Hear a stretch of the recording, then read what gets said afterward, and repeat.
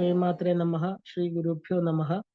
സൗന്ദര്യ ലഹരിയിലെ ആദ്യത്തെ ശ്ലോകത്തിലൂടെയാണ് നമ്മൾ കടന്നു പൊയ്ക്കൊണ്ടിരിക്കുന്നത്. നമ്മൾ അതിന്റെ വാച്യാർത്ഥങ്ങൾ ഇന്നലെ കണ്ടു. അടുത്തതായി നമ്മൾ അതിന്റെ സൂക്ഷ്മാർത്ഥങ്ങൾ, നമ്മുടെ ഒരു സാധാരണക്കാരൻ എങ്ങനെയാണ് സൗന്ദര്യ ലഹരിയെ മനസ്സിലാക്കേണ്ടത്, ഒരു ഉപാസനാ മാർഗത്തിൽ പോകുന്ന വ്യക്തി സൗന്ദര്യ ലഹരിയെ കാണേണ്ട വിധത്തിലൂടെ നമുക്കൊന്നുകൂടെ ഒന്ന് മനസ്സിലാക്കാം. കാരണം ആദ്യത്തെ ശ്ലോകം എന്ന് പറയുന്നത് വളരെയധികം ആ ഒരു വ്യംഗ്യാർത്ഥങ്ങള്, അനേക മന്ത്രങ്ങള് ഇതെല്ലാം ചേർന്നതാണ്. അതുകൊണ്ട് തന്നെ നമുക്ക് അതിനെ നന്നായിട്ട് മനസ്സിലാക്കേണ്ടതായിരിക്കുന്നു. അപ്പൊ സൗന്ദര്യ ലഹരി ഒരു ഉപാസനാ മാർഗത്തിലുള്ളതെന്ന് മാത്രമല്ല, വളരെയധികം സൂക്ഷ്മാർത്ഥങ്ങൾ നിറഞ്ഞതാണ്. അത് മനസ്സിലാക്കാൻ പ്രയാസമാണ്. അപ്പോ സ്ത്രീ എപ്പോഴും നമുക്കറിയാം വൈകാരിക തലത്തില് പുരുഷനേക്കാൾ ഉയരത്തിലാണ്, അല്ലെ? ഇപ്പൊ രണ്ട് പുരുഷന്മാർക്കാണ് സാധാരണഗതിയിൽ സ്ത്രീയെ അതിക്രമിക്കാൻ കഴിവുള്ളതെന്ന് പറയാറുണ്ട്. ഇതിന് രണ്ട് മാർഗങ്ങള്, ഒന്ന് പ്രയാസമുള്ള മാർഗം, രണ്ട് എളുപ്പമുള്ള മാർഗം. ഇതിൽ ഏറ്റവും എളുപ്പവും എല്ലാവർക്കും സാധിക്കുന്ന ഒന്നുമാണ് സ്ത്രീയെ അമ്മയായിട്ട് കാണുക എന്നുള്ളത്. എല്ലാ സ്ത്രീകളെയും അമ്മയായി കണ്ടാല് സ്ത്രീക്ക് പുരുഷന്റെ മേലെ അധീശത്വം സ്ഥാപിക്കാൻ പറ്റില്ല. ഇതിന് ഏറ്റവും ഉദാഹരണം ശ്രീരാമകൃഷ്ണ പരമഹംസർ തന്നെയാണ്. കാളീദേവിയെ പെറ്റമ്മയോട് എന്ന പോലെയുള്ള സ്നേഹമായിരുന്നു അദ്ദേഹത്തിന്, അല്ലെ? പ്രേമം, ഭക്തി, സ്നേഹം എല്ലാം ചേർന്ന വികാരമായിരുന്നു കാളി മാതാവിനോട്. ഈ കലിയുഗത്തിൽ ഏറ്റവും നല്ല ഒരു മാർഗമാണ് ദേവിയെ നമ്മൾ അമ്മയായിട്ട് കാണുന്നത്. അപ്പൊ അദ്ദേഹത്തിന്റെ ജീവിതം ഇതിന് ഉദാഹരണമാണ്. കാശിയിലെ വിഷ്ണു ക്ഷേത്രത്തിലെ ഗംഗാധരമൂർത്തി എന്ന വിഗ്രഹമുള്ള ക്ഷേത്രത്തിലെ ദർശനം നടത്തിയിട്ട് ശ്രീരാമകൃഷ്ണദേവന്റെ അച്ഛൻ, അതായത് പാ വിരിച്ച് വെളിയിൽ കിടക്കുമ്പോൾ കാശിയിലെ ആ വിഷ്ണു ക്ഷേത്രത്തിലെ മൂർത്തിയായിരിക്കുന്ന ഗംഗാധരമൂർത്തി സ്വപ്നത്തിൽ വന്ന് നിന്റെ മകനായിട്ട് ജനിക്കാൻ എനിക്ക് ആഗ്രഹമുണ്ടെന്ന് പറഞ്ഞു. സ്വപ്നത്തിലാണ് അദ്ദേഹം, സ്വപ്നത്തിൽ തന്നെ വിഷ്ണുവിനോട് പറഞ്ഞു, ഞാനൊരു സാധാരണ ബ്രാഹ്മണനാണ്, അങ്ങനെപ്പോലെ സർവാഭരണ വിഭൂഷിതനായിരിക്കുന്ന ഒരാളെ ഞങ്ങൾക്ക് പോറ്റാൻ കഴിയില്ല എന്ന് പറഞ്ഞപ്പോൾ അതിനുള്ള വസതിയൊക്കെ ഞാൻ ഉണ്ടാക്കിക്കൊള്ളാമെന്ന് പറയുകയും അതിനുശേഷമാണ് ശ്രീരാമകൃഷ്ണദേവൻ ഭൂമിയിൽ അവതരിച്ചതെന്നും ശ്രീരാമകൃഷ്ണ വചനാമൃതം വായിച്ചാൽ നമുക്ക് അറിയാൻ സാധിക്കും. അപ്പൊ മഹാവിഷ്ണു തന്നെ ഒരു അവതാരമെടുത്ത് ആ കാളി മാതാവിനോടുള്ള ഭക്തി എങ്ങനെയാണ് അനുഷ്ഠിക്കേണ്ടതെന്ന് നമുക്ക് കാണിച്ചു തന്നിരിക്കുകയാണ്. അപ്പോ ഭാരതത്തിന്റെ ചരിത്രത്തിൽ ഒരിക്കലും തള്ളിക്കളയാൻ പറ്റാത്ത മഹാത്മാവാണ് അദ്ദേഹം. ഇപ്പൊ സമുദ്രത്തിലും നദികളും മറ്റു പാറക്കെട്ടുകളും നമ്മൾ കാണാറുണ്ട്. എത്ര വലിയ പാറക്കെട്ടുകളെ പോലും നദീജലം അതിന്റെ ആ ഒരു നിത്യ സംസർഗം കൊണ്ട് തേയ്മാനപ്പെടുത്തുക അല്ലെങ്കിൽ മിനുസപ്പെടുത്തി പല ചിത്രരചനകളും ചെയ്യുന്നത് നമ്മൾ കണ്ടിട്ടുണ്ട്, ഇല്ലേ? അതുപോലെ ഒരു സ്ത്രീ തന്റെ സ്നേഹമാകുന്ന ആർദ്രത കൊണ്ട് പുരുഷനെ പാകപ്പെടുത്തി എടുക്കുന്നു. അത് ബ്രഹ്മാണ്ടത്തിലും പിണ്ടാണ്ടത്തിലും ഒരുപോലെ തന്നെയാണ്. ഇനി സ്ത്രീയെ ജയിക്കാനുള്ള മാർഗം എന്താണ്? അടുത്ത മാർഗം നമ്മൾ പറയുകയാണെങ്കിൽ കുണ്ടലിനി യോഗമാണ്. അപ്പൊ യോഗ സാധനാ മാർഗങ്ങളിൽ പ്രവേശിക്കുന്ന ഒരാൾക്ക് കുണ്ടലിനി ഉത്ഥാപനം കൊണ്ട് സ്ത്രീയെ ജയിക്കാൻ സാധിക്കുമെന്ന് പറയുന്നു. അപ്പൊ ഏറ്റവും എളുപ്പം എന്താണെന്ന് ചോദിച്ചാൽ അമ്മയായി കാണുന്നതാണ് ഏറ്റവും നല്ലത്, അല്ലെ? ഇപ്പം വെള്ളം വളരെ മൃദുലമാണെങ്കിലും വലിയ പാറക്കെട്ടുകളെയൊക്കെ രൂപപ്പെടുത്തിയെടുക്കുന്ന ആ ഒരു പ്രക്രിയ വളരെ ക്ഷമയോടെ ചെയ്യുന്നത് നമുക്ക് കാണാം. അപ്പൊ നിരന്തരമായി ഒഴുകി ഒഴുകി പാറക്കെട്ടുകളെല്ലാം തന്റെ ഇഷ്ടത്തിനാക്കി അത് മാറ്റുന്നുണ്ട്. അപ്പൊ ജലത്തിന്റെ ശക്തി അളക്കാൻ പറ്റാത്തതാണ്, അല്ലെ? അതുപോലെയാണ് ഈ പരബ്രഹ്മ ശക്തിയായിരിക്കുന്ന പരബ്രഹ്മ സ്വരൂപിണിയായിരിക്കുന്ന ദേവി, പരബ്രഹ്മമായിരിക്കുന്ന ശിവനെ സദാ തന്റെ നിരന്തരമായ സമ്പർക്കം കൊണ്ട് പലതാക്കി മാറ്റുന്നു. ഈ പ്രപഞ്ചത്തെ ഉണ്ടാക്കുന്നു, സൃഷ്ടി നടത്താനുള്ള ശക്തി ഉണ്ടാക്കുന്നതാണ് ആ ഉണ്ടാക്കുന്ന ശിവനാണ് നമ്മൾ പ്രഭു എന്ന് പറയുന്നത്. പ്രഭു എന്നാൽ എന്താ? കർത്തും അകർത്തും അന്യഥാകർത്തും ചെയ്യാനും ചെയ്യാതിരിക്കാനും ചെയ്തതിനെ മാറ്റി ചെയ്യാനും കഴിവുള്ള ഈശ്വരന്റെ ശക്തി. അപ്പോ ആ ശക്തി സാക്ഷാല് ജഗന്മാതാവിന്റെ ശക്തിയാണ്. അപ്പൊ പരിണാമി കാരണത്തിന്റെ ശക്തിയാണ് എന്നർത്ഥം. അതുകൊണ്ടാണ് ശിവശക്തിയായിട്ടോ യതി ഭവതി ശക്ത പ്രഭവിതും എന്ന് പറയുന്നത്. ഈ ലോകത്തിന്റെ പ്രഭുവാകാൻ, അതായത് നാഥനായി തീരാൻ ഈ സങ്കല്പ ശക്തിയുടെ ചോദന അഥവാ പ്രേരണ ഇല്ലെങ്കിൽ ശിവൻ എന്തായിട്ട് തീരും? വെറും ഒരു കേവല ബ്രഹ്മമായിട്ട് തുടരും. പ്രപഞ്ചം എന്നൊന്ന് ഇല്ലാതിരിക്കുകയും ചെയ്യുമെന്ന് പറയുന്നു. അപ്പൊ പ്രപഞ്ചം എന്നൊരു കാഴ്ച അത് നമ്മുടെ മുമ്പിൽ കാണിക്കുന്നത് അല്ലെങ്കിൽ വിരിയിച്ചു തരുന്നത് ആരാണെന്ന് ചോദിച്ചാല് ഈ ഒരു എന്താ പ്രപഞ്ചത്തിന്റെ മുഴുവൻ ഉപാദാന കാരണത്തെ മറച്ചു വെക്കുകയും അത് നമുക്ക് ഇങ്ങനെ പലതായി കാണിക്കുകയും ചെയ്യുന്ന ആ ഒരു ഇതിനെയാണ് നമ്മൾ എനർജി അല്ലെങ്കിൽ ശക്തി എന്ന് പറയുന്നത്. നമ്മൾ കരുതിയിരിക്കണം, എന്താ പറയാ, ജലം പോലെ നിർമ്മലമായിരുന്ന ഒരു സ്ത്രീ, അതായത് അമ്മ, മായ എന്നൊക്കെ പേരിൽ അതിനോട് അടുത്തു കഴിഞ്ഞാല് ഒരു 10,000 ജന്മം എടുപ്പിക്കാൻ കഴിവുള്ളതാണ് ഈ മായാശക്തി. ഈ ശക്തിക്ക് ആവരണ ശക്തിയും വിക്ഷേപ ശക്തിയും ഉണ്ട്. ഇല്ലാത്തത് ഉണ്ടെന്ന് തോന്നിക്കുന്ന വിക്ഷേപ ശക്തിയും പ്രപഞ്ചം എന്ന പ്രതീതി ഉണ്ടാക്കി പ്രപഞ്ച കാരണത്തെ മറച്ചുകൊണ്ടിരിക്കാനുള്ള ആവരണ ശക്തിയും ദേവിക്കുണ്ട്. അതുകൊണ്ട് തന്നെ ബ്രഹ്മചാരിയാകട്ടെ, ഗൃഹസ്ഥാശ്രമിയാകട്ടെ, വാനപ്രസ്ഥിയോ സന്യാസിയോ ആരായാലും ശക്തിയെ ഒരിക്കലും തിരസ്കരിക്കാനോ നിന്ദിക്കാനോ പാടില്ല. അത് ഒരിക്കലും ചെയ്യാൻ സാധ്യമല്ല. കാരണം ശക്തിയാണ് എല്ലാ ജീവജാലങ്ങളെയും വെള്ളം പാറക്കെട്ടിനെ രൂപപ്പെടുത്തുന്ന പോലെ രൂപപ്പെടുത്തിക്കൊണ്ടേയിരിക്കുന്നത്. അല്ലെ? സാധാരണ ഒരു ഇംഗ്ലീഷിൽ ഒരു ഇഡിയമുണ്ട്, ലിക്ക് ഇൻ ടു ഷേപ്പ്. അത് എന്താണെന്ന് പറഞ്ഞാല്, കരടി പ്രസവിക്കുമ്പോൾ കുട്ടി ഒരു മാംസക്കെട്ട് പോലെ തോന്നും. ആരും ഭയന്ന് അതിന്റെ അടുത്ത് പോയി നോക്കാറില്ല. സദാ അമ്മ എന്താ ചെയ്യുന്നത്? കുഞ്ഞിനെ നക്കിക്കൊണ്ടേയിരിക്കും. അമ്മ അങ്ങനെ നക്കി നക്കി അതിന്റെ തന്നെ പോലെ ആക്കിയെടുക്കുന്നു എന്നൊരു മിത്ത്, അതായത് ഒരു വിശ്വാസം ഉണ്ട്. അപ്പൊ അമ്മയാണ് തന്റെ കുഞ്ഞിനെ രൂപപ്പെടുത്തിയെടുക്കുന്നത് എന്നർത്ഥം. അതുപോലെ മായയും തന്റെ സൃഷ്ടിജാലത്തെ നക്കി തോർത്തി താനാക്കി മാറ്റുന്നു. ഇല്ലേ? Maya is licking the entire world into shape എന്നാണ് സാധാരണ വിവേകാനന്ദ സ്വാമി പറഞ്ഞിട്ടുള്ളത്. അപ്പൊ ശക്തി ശിവനെ പോലും മാറ്റുന്നു. അല്ലെ? അപ്പൊ യാതൊരു രൂപവുമില്ലാത്ത കേവല ബ്രഹ്മമായിരിക്കുന്ന ശിവനെ ആ അരൂപിയായ, നിഷ്കളനായിരിക്കുന്ന, നിർമ്മലനായ, ബ്രഹ്മസ്വരൂപനായ ശിവനെ തന്റെ ഇച്ഛാജ്ഞാന ക്രിയാശക്തികൾ കൊണ്ട് കാളിമാതാവ് അല്ലെങ്കിൽ സാക്ഷാൽ ലളിതാ പരമേശ്വരി എന്ന ശക്തി, എന്ത് പേര് വേണമെങ്കിലും നമുക്ക് വിളിക്കാം. ദശമഹാവിദ്യകളിലെ 10 വിദ്യകളും അമ്മ തന്നെയാണ്. അമ്മ 10 രൂപത്തിലിരിക്കുന്നെന്ന് മാത്രം. ഈ വിവിധ പ്രപഞ്ച രൂപങ്ങളാക്കി മാറ്റുന്നത് ദേവിയാണ്. അരൂപിയായിരിക്കുന്ന ശിവൻ വിവിധ രൂപമുള്ളവനായിട്ട് തീരുന്നു. ശക്തി തന്റെ ചോദന കൊണ്ടാണ് ഇതൊക്കെ ചെയ്യുന്നത്. അല്ലെ? Shakti is licking Shiva into shape, every individual into shape. അല്ലെ?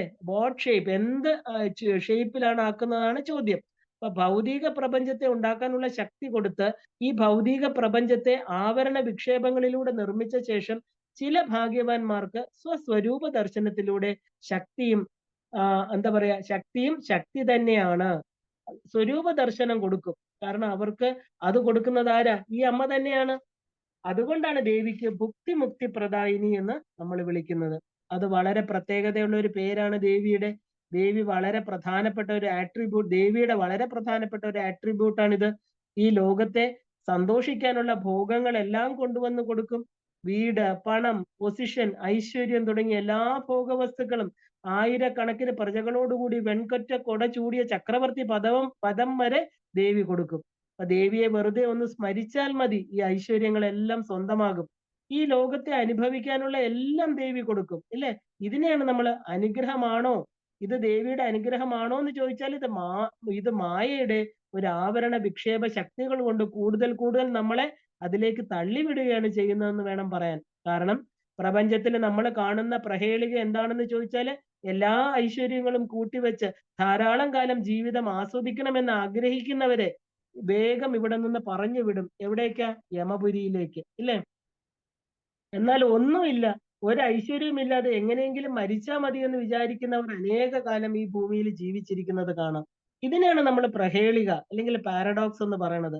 മനുഷ്യന്റെ മുമ്പിൽ ഇതെന്നും ഒരു ചോദ്യചിഹ്നമാണ്. നമ്മൾ അറിയണം, ദേവി നമ്മളെ യഥാർത്ഥ നമ്മളായിട്ട് ഷേപ്പ് ചെയ്തുകൊണ്ടിരിക്കുകയാണ്. ദേവി താൻ ഇച്ഛിക്കുന്ന രൂപത്തിലാക്കിക്കൊണ്ടിരിക്കുകയാണ്. നമുക്ക് ഈ തന്നിരിക്കുന്ന എല്ലാം തന്നെ അമ്മയുടെ ഒരു മായയാണ്. ശിവനോട് ചെയ്യുന്നത് ഇത് തന്നെയാണ്. ആ അപ്രമേയ ശക്തിയാണ് ശിവൻ. ശിവൻ എന്ന് പറഞ്ഞാൽ എന്താ? ശ്മശാനത്തിൽ വസിക്കുന്ന ആളാണ്, ഇല്ലേ? അപ്പൊ എന്തുകൊണ്ടാണ് അദ്ദേഹം ശ്മശാനത്തിൽ വസിക്കുന്നതെന്ന് പറയാൻ കാരണം, ആ പ്രപഞ്ചം എന്ന് പറയുന്ന ഭോഗമേഖലയിലേക്ക് ഒരിക്കലും കടന്നു വരാതെ, പ്രപഞ്ച സുഖമെന്ന് കരുതുന്ന ഒന്നിലും കടന്നു വരാതെ ആവരണ വിക്ഷേപ ശക്തികളെ ജയിച്ച വൈരാഗിയായിരിക്കുന്ന ശിവനെയാണ് നമ്മൾ കാണുന്നത്. അല്ലെ? രാജരാജേശ്വരൻ എന്നൊരു പേരുണ്ട് ശിവന്. അപ്പൊ ശക്തിയായ രാജരാജേശ്വരിയെ വിവാഹം കഴിച്ചത് കൊണ്ടാണ് ശിവന് രാജരാജേശ്വരൻ എന്ന പേര് വന്നത്. അപ്പൊ അതുവരെ വിരാഗിയായിരുന്ന ശിവൻ ശക്തിയെ വിവാഹം ചെയ്തത് കൊണ്ട് അദ്ദേഹം എന്തായി? രാജരാജേശ്വരനായി. അല്ലെ? അപ്പൊ കേവല ബ്രഹ്മസ്വരൂപനായിരിക്കുന്ന ശിവൻ ശക്തിയെ വിവാഹം ചെയ്തുകൊണ്ട് ഒന്നിലും ഇടപെടാതെ സാക്ഷി ചൈതന്യമായ ശിവൻ ഒരു ഭോഗങ്ങളും വേണ്ടാതെ ഭസ്മഭൂഷിതനായിട്ട്, എന്നാൽ മരണമെന്ന യാഥാർത്ഥ്യത്തിന്റെ പൊരുൾ അറിഞ്ഞുകൊണ്ട് ലോകത്തിന് കാണിച്ചു കൊടുത്തുകൊണ്ട് ആ ഒരു കേവല നിർഗുണനായിരിക്കുന്ന ശിവനെ പിടിച്ച് കൈലാസത്തില് ആ ഒരു രത്നസിംഹാസനത്തിൽ ഇരുത്തിയത് ആരാണ്? സാക്ഷാൽ പാർവതിയായിരിക്കുന്ന ശക്തി തന്നെയാണ്. അല്ലെ? അപ്പൊ എന്തിനാണ് ഇത് അമ്മ ചെയ്യുന്നതെന്ന് ചോദിച്ചാല്, ഭുക്തി കൊടുക്കുകയാണ്. ശരിക്കും പറഞ്ഞാല് ഭുക്തി കൊടുത്താലേ ഈ പ്രപഞ്ചത്തെ അനുഭവിക്കാൻ ശിവന് ഇച്ഛയുണ്ടാവുള്ളൂ. അപ്പൊ വിരൂപാക്ഷനായിരിക്കുന്ന ശിവൻ പാർവതി പരിണയനത്തിന് എങ്ങനെയാ വരുന്നത്? സുന്ദരേശ്വരനായിരിക്കുന്ന കാമേശ്വര രൂപത്തിലാ വരുന്നത് അല്ലെ? അപ്പൊ അങ്ങനെ ശിവന് ഇച്ഛ വന്നാലേ പ്രപഞ്ചം എന്ന ആ ഒരു ലീല നാടകം നടത്താൻ അമ്മയ്ക്ക് സാധ്യമാവുകയുള്ളൂ. അമ്മ കലാകാരിയാണ് അല്ലേ? അമ്മയ്ക്ക് ഈ ലോകത്തെ പല രീതിയിൽ ചമയ്ക്കും, മായ്ക്കും, തിരുത്തി ഇങ്ങനെ പ്രപഞ്ച രചന വളരെ ഭംഗിയായിട്ട് ആ ഒരു പരിണാമകാരിണിയായിട്ട് ആ ശക്തി ഇങ്ങനെ ഉടച്ച് വാർത്ത് ലീലകൾ ആടിക്കൊണ്ടിരിക്കുന്നു. ലീലാ കൈവല്യ ന്യായമാണ് ദേവിയുടേത്. സത്യത്തില് ശിവൻ ഇതിനൊന്നും ഉത്തരവാദിയല്ല. അപ്പൊ ശിവനെ പോലും നാമരൂപങ്ങളാക്കുന്ന ശക്തി, അപ്പൊ കേവല ബ്രഹ്മമായിരിക്കുന്ന തത്വത്തെ തന്റെ ഇച്ഛയ്ക്കനുസരിച്ച് മാറ്റിയെടുക്കുന്ന ആ ഒരു പ്രക്രിയയാണ് നമ്മൾ ദേവിയിലൂടെ കാണുന്നത്. ഇച്ഛാശക്തി, ജ്ഞാനശക്തി, ക്രിയാശക്തി സ്വരൂപിണ്യേ നമ എന്ന ലളിതാ സഹസ്രനാമം. ഇപ്പൊ മരിക്കണമെന്ന് ആഗ്രഹമുള്ളവരെ പൂർണ്ണ ആരോഗ്യവാനാക്കി സമ്പത്ത് കൊടുത്ത് അവിടെ ഇരുത്തിയിരിക്കും ഇല്ലേ? എന്നാലും മരിക്കണ്ട, ധാരാളം ജീവിക്കണം എന്നുള്ളവർക്ക് പെട്ടെന്ന് ഒരു കാരണം കൂടാതെ രോഗങ്ങളും കൊടുക്കും. അപ്പൊ ധനം, സൗകര്യങ്ങള് എല്ലാം ഉണ്ടെങ്കിലും മരണഭീതിയിൽ കഴിയുന്നുണ്ട് ചിലര്. അപ്പൊ ഇങ്ങനെ ഭ്രാന്തമായ ഒരു ലോകമാണിത്. നമ്മൾ ഇന്ന് ലോകത്തെ നോക്കിക്കാല് വിവേകാനന്ദ സ്വാമി പറഞ്ഞ പോലെ കേരളം ഒരു ഭ്രാന്താലയമാണ്. ഈ അവസ്ഥയിൽ നിന്നാണ് ശരിക്കും വേദാന്തം ഉണ്ടാകുന്നത്. കാരണം ഇതിൽ ദുഃഖത്തെ മാറ്റി നിർത്താനുള്ള ഒരു മാർഗമാണ് വേദാന്തി കണ്ടുപിടിച്ചിരിക്കുന്നത്. എന്താണത്? കേവല ബ്രഹ്മത്തില് ആനന്ദം മാത്രം. ശക്തി വരുമ്പോൾ സുഖത്തോടൊപ്പം ദുഃഖവും അതിൽ ഒളിപ്പിച്ചു വെച്ചിരിക്കുന്നു. അപ്പൊ ദേവി ആരാണ്? ജഗദംബികയാണ്. അപ്പൊ ദേവി ഗുരുമൂർത്തിയാണ്. ഗുരുമൂർത്തി, ഗുണനിധി, ഗോമാത, ഗുഹജന്മഹു അല്ലെ? ലളിതാ സഹസ്രനാമം അങ്ങനെയാ അമ്മയെ വിളിക്കുന്നത്. സാക്ഷാൽ ദക്ഷിണാമൂർത്തി സ്വരൂപിണിയാണ് അമ്മ. കാരണം ഈ പ്രപഞ്ചത്തിൽ ജനിച്ചു വീഴുന്ന ഓരോ ജീവനും സുഖത്തിൽ നിന്ന് കൂടുതൽ കൂടുതൽ സുഖത്തിലേക്കുള്ള ആഗ്രഹമാണ് ഉണ്ടാകുന്നത്. അപ്പൊ ദുഃഖത്തിൽ നിന്നാണെങ്കിലോ ദുഃഖ നിവർത്തിക്കുള്ള ആഗ്രഹം, അത് നിവർത്തിക്കാനുള്ള എല്ലാം വെച്ചുകൊണ്ടാണ് അമ്മ സൃഷ്ടി നടത്തിയിരിക്കുന്നത്. വളരെ എന്താ പറയാ, രഹസ്യങ്ങൾ ഒളിപ്പിച്ച് പ്രകൃതി രഹസ്യം മനസ്സിലാക്കേണ്ടതാണെന്ന് പറയുന്നത് ഇതുകൊണ്ടാ. ഒരു സുഖമുള്ളവന് ആ ഒരു എന്താ പറയാ 10 സുഖങ്ങൾ തേടി നടക്കാനുള്ള ചോദന കൊടുക്കുന്നതും അമ്മയാണ്. ദുഃഖമുള്ളവന് ഒരു ദുഃഖത്തിൽ നിന്ന് വീണ്ടും ദുഃഖങ്ങളിലേക്ക് വീണു പോകാതെ രക്ഷപ്പെടാനുള്ള രഹസ്യങ്ങൾ ഒളിപ്പിച്ചു വെച്ചിട്ടാണ് അമ്മ ഈ സൃഷ്ടിയെല്ലാം നടത്തിയിരിക്കുന്നത്. അപ്പൊ സൃഷ്ടി എന്നത് ശിവശക്തി ആത്മകമാണ് ജഗത്ത്. ജഗത്തിലെ ഓരോ ജീവനിലും അനുഭവത്തിലും ഈ 2 മാർഗങ്ങളുമുണ്ട്. ശിവൻ എന്നാൽ എന്താ? നിവർത്തി മാർഗം. ശക്തി എന്നാൽ പ്രവർത്തി മാർഗം ഇല്ലേ? ശ്രേയസ്സും പ്രേയസ്സും. അപ്പൊ ഈ ഭൂമി ഉണ്ടായ കാലം മുതലുണ്ട് ഇത്. കാരണം ഈ ജഗത് മാതാപിതാക്കളായിരിക്കുന്ന ശിവനും ശക്തിയും ചേർന്ന് ഉണ്ടാക്കിയിരിക്കുന്നുണ്ട്. അച്ഛനും അമ്മയും എന്ന് പറയുന്നത് മകനിലും മകളിലും എല്ലാം ഉണ്ട്, നമ്മൾ പറയാറുണ്ട് ഇല്ലേ? അതുപോലെ ഈ ജഗത് മാതാപിതാക്കളായിരിക്കുന്ന ശിവശക്തികൾ ഒളിഞ്ഞിരിക്കുന്നു നമ്മളിൽ ഓരോരുത്തരിലും.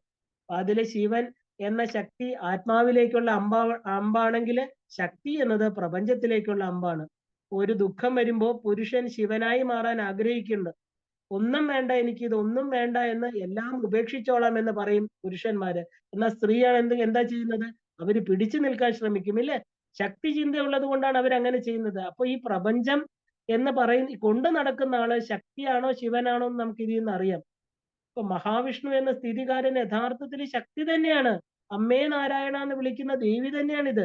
മഹാവിഷ്ണു ശക്തിയാണ്. അതുകൊണ്ടാണ് പ്രപഞ്ചം തന്നെ നിലനിർത്താൻ സാധിക്കുന്നത്. ഇല്ലെങ്കിൽ ഇതിനോട് വൈരാഗ്യം ഉണ്ടായിപ്പോവും.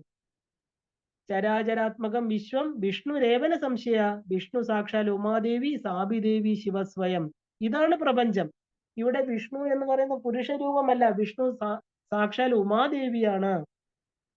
ശിവൻ എന്ന് പറഞ്ഞാൽ എന്താ? വൈരാഗ്യാണ്. ഒന്നിനോടും ഒട്ടലില്ല, ബന്ധമില്ല. ഇതാണ് വൈരാഗ്യം എന്ന് പറയുന്നതിന്റെ അർത്ഥം. കേവലം സൃഷ്ടിയിൽ ഒന്നിനോടും മമത വയ്ക്കാതെ എല്ലാറ്റിനെയും സാക്ഷിഭാവത്തിൽ കാണുന്ന ജ്ഞാനസ്വരൂപിനെയാണ് നമ്മൾ ശിവൻ എന്ന് പറയുന്നത്. സൃഷ്ടിയിലെ ഓരോ ജീവനിലും ഈ വരുന്നത് എന്താ പറയാ, ശിവനും ശക്തിയും ഒരുപോലെ ഒളിഞ്ഞിരിപ്പുണ്ട്. നമ്മൾ ചിന്തിച്ചു നോക്കിയാൽ ഒരു ദിവസം നമുക്ക് എത്ര പ്രാവശ്യം വൈരാഗ്യം ഉണ്ടാകുന്നു എന്ന് മനസ്സിലാകും. എന്നാൽ അതിൽ പിടിച്ചു നിന്ന് പോണെങ്കിൽ എന്ത് വേണം? ശക്തി വേണം അല്ലേ? ഇപ്പൊ മോക്ഷ കാരണമായതും ശക്തിയാണ്, ബന്ധന കാരണമായതും ശക്തിയാണ്. അതുകൊണ്ട് ഈ പ്രപഞ്ചത്തെ ജയിക്കണമെങ്കിൽ പ്രപഞ്ച മാതാവിനെ ആശ്രയിക്കുക തന്നെ വേണം. ജഗത്തിന്റെ അടിസ്ഥാന ശക്തി എന്ന ഈ സാധന പന്ഥാവില് നമ്മളെ നിർത്തണേ എന്ന് പ്രാർത്ഥിക്കേണ്ടി വരും. കാരണം ശക്തി ഉപാസന ഇല്ലാതെ നമുക്ക് ഈ സത്യത്തെ ഒരിക്കലും അറിയാൻ സാധ്യമല്ല. അപ്പൊ അതിനായിട്ട് നമ്മൾ പ്രവർത്തിക്കണം. എനിക്ക് മനസ്സടക്കണം. എല്ലാവരിലും ഈ ജന്മന ഉള്ള ഒരു ആഗ്രഹമാണ് ശിവനാകുക എന്നുള്ളത് അല്ലെ? ശിവചോദനയാണിത്. കാരണം ഈ ആഗ്രഹം പ്രബലമാക്കണമെങ്കിൽ ശക്തി തന്നെ വേണം. അതുകൊണ്ടാണ് വിവേകാനന്ദ സ്വാമികൾ പറഞ്ഞത്, ആ ഒരു ബലമാണ് ജീവിതം, ദൗർബല്യം മരണമാണ്. ശക്തിയില്ലെങ്കിൽ പ്രപഞ്ചമില്ല. കാരണം പ്രപഞ്ച താത്പര്യ ശക്തി ശക്തിക്കാണ്, ശിവനല്ല. ശിവൻ കേവല ബ്രഹ്മമാണ്, സച്ചിദാനന്ദ മൂർത്തിയാണ്. അതിൽ എന്തെങ്കിലും ഉണ്ടാക്കണമെന്നോ ഉണ്ടായതിനെ നടത്തിക്കൊണ്ട് പോകണമെന്നോ പിന്നെ സംഹരിക്കണമെന്നോ ഒന്നും അതിലില്ല. ആ സദാശിവനെ പൂർണ്ണ പരബ്രഹ്മ സ്വരൂപത്തിൽ സൃഷ്ടിക്കണമെന്ന ആഗ്രഹം, അതായത് ആ എൻജോയ്മെന്റ് എന്ന അവസ്ഥ ശക്തിയുടെ ചോദനയാണ്. എന്തുകൊണ്ട് ഉണ്ടായി എന്നുള്ളതിന് നമുക്ക് ഒരിക്കലും ഉത്തരം പറയാൻ സാധ്യമല്ല. വേണമെങ്കിൽ ഒരു കളി അല്ലെങ്കിൽ ഒരു ഗെയിം അങ്ങനെ നമുക്ക് കാണാം. അപ്പൊ നമ്മളെ അറിയാനാണ്, തിരിച്ച് ശിവസ്വരൂപത്തിലേക്കുള്ള മടക്കയാത്രയ്ക്കുള്ള ഒരു കളിയാണെന്ന് ചിന്തിച്ചാല് തീർച്ചയായും സാധനാപദത്തിൽ നമുക്ക് ഉറച്ചു നിൽക്കാൻ സാധിക്കും. ഭവാനി എന്നൊന്ന് വിളിച്ചാല് ചക്രവർത്തി പദം പോലും കൊടുക്കുമെന്നാണ് പറയപ്പെടുന്നത്, അല്ലെ? ചക്രവർത്തി പദം കൊടുക്കുമ്പോൾ എന്താ അമ്മ ചെയ്യുന്നത്? അവന് വീണ്ടും വീണ്ടും ഭോഗമേഖലയിലേക്കാണ് പോണെന്ന് നമ്മൾ അറിഞ്ഞോണം. അപ്പൊ ജീവൻ അറിയുന്ന സമയം അവൻ തിരിച്ചുപോക്കിനായിട്ട് ആഗ്രഹമുണ്ടാകും. ഒരു മുള്ളിന്റെ അറ്റത്ത് തേൻതുള്ളി നാവ് മുറിയാതെ നക്കിയെടുക്കുന്നത് ഒരു സ്കില്ലാണ്. അതിന് വളരെ സ്കിൽ ആവശ്യമുണ്ട്, ഇല്ലേ? അതുപോലെയാണ് ഈ പ്രപഞ്ചം എന്നത് ഈ മുള്ളിന്റെ അറ്റത്തെ ആ ഒരു സുഖത്തിന്റെ തലമാണെന്ന് പറയുന്നത്. അത് തേനായിട്ട് തോന്നുന്നുവെങ്കിൽ ആർത്തിയോടെ അതിനെ സമീപിച്ചാല് നാവ് മുറിഞ്ഞ് രക്തം വരും. ഇത് ആസ്വദിക്കാൻ ഒരു ജാഗ്രത നമ്മുടെ ഉള്ളില് എപ്പോഴും ആവശ്യമാണ്. ഈ ജാഗ്രതയാണ് നമ്മൾ ശിവഭാവം എന്ന് പറയുന്നത്.